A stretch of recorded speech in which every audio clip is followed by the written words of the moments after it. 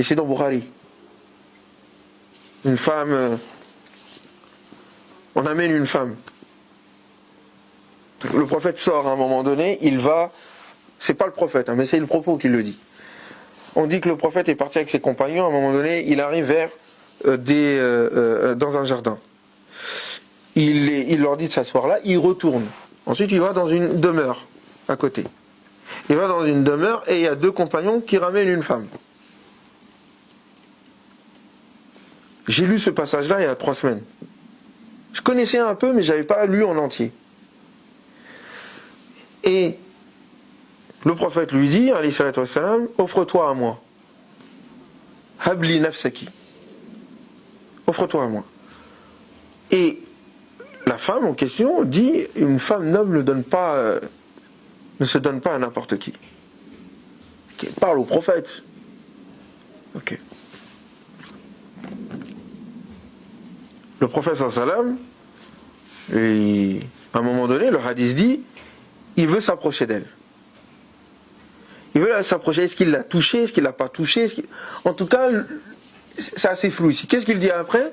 La femme dit, A'udhu billahi minka.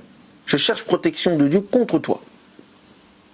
Je ne sais pas si vous vous rendez compte, juste le truc quoi. Le prophète est là.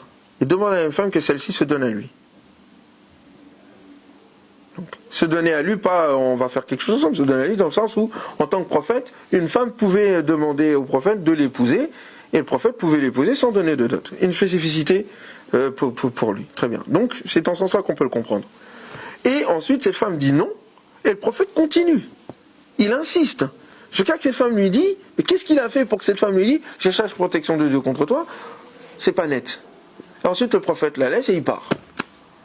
Alors, il dit pas ça, il dit, al-haqi bi ahliki. Si c'est comme ça, rentre chez tes parents.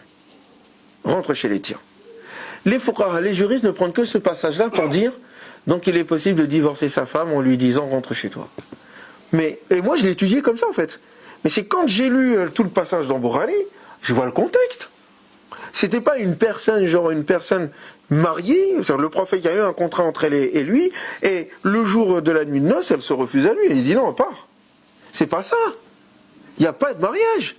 Il se retrouve avec elle dans un endroit. Pourquoi? Comment ça se fait que des compagnons la ramènent comme ça? Pourquoi? Quel est le propos? Pourquoi est-ce qu'il tient ce propos envers elle? Pourquoi est-ce qu'elle tient ce propos envers lui? Pourquoi est-ce qu'il insiste? Et pourquoi est-ce qu'elle dit je cherche protection contre Dieu? Et lui il dit tu viens de chercher protection auprès de de quelque chose de grand. Vas-y, rentre chez tes parents. Écoute mon frère, hein, je veux pas savoir qui a raconté l'histoire. Bukhari, pas Bukhari, c'est pas ça qui m'intéresse. Par principe, cette histoire, je peux pas l'accepter. Elle est fausse. Après, le côté technique, pourquoi, comment, ça c'est une autre affaire. Ça c'est une affaire de spécialistes. Ils ont qu'à nous expliquer d'où vient ce hadith, ce qu'il a raconté, quelles sont les critiques qui ont été faites. Mais en amont, je dis non. Ça, je ne peux pas l'accepter. Je ne peux pas l'accepter de la part de quelqu'un qui est prophète de Dieu. Je ne peux pas l'accepter de la part de quelqu'un qui... C'est Mohammed sallallahu alayhi wa sallam, on connaît le caractère, la douceur, le bon comportement. Il ne ferait pas ça. Même un voyou ne ferait pas ça. Moi, je ne fais pas ça. Toi, tu ne le fais pas.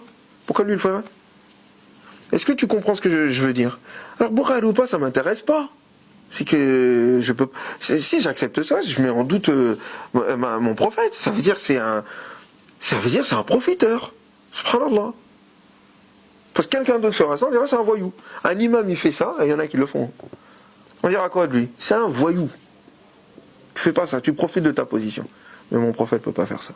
Donc je comprends la position de certains savants quand ils disent il faut critiquer les hadiths, il y a des choses qui ne vont pas. Et c'est vrai. Et si on ne le fait pas nous, en fait l'idée c'est de le faire nous-mêmes, avant qu'on soit forcé de le faire. Si on ne le fait pas nous, d'autres vont le faire à notre place. Et eux quand ils vont le faire, ils vont pas enlever un peu, ils vont tout enlever. Tout ça c'est faux, c'est du pipeau. On met ça de côté. Donc, voilà, j'ai été un peu long, pardonne-moi. Il s'agissait d'être clair sur le sujet. Bukhari n'est pas un prophète. C'est pas une révélation. Avant Bukhari, les gens connaissaient l'islam et il n'y avait pas Bukhari. Donc, il a fait un travail que Dieu leur récompense et d'autres personnes ont fait ce travail-là.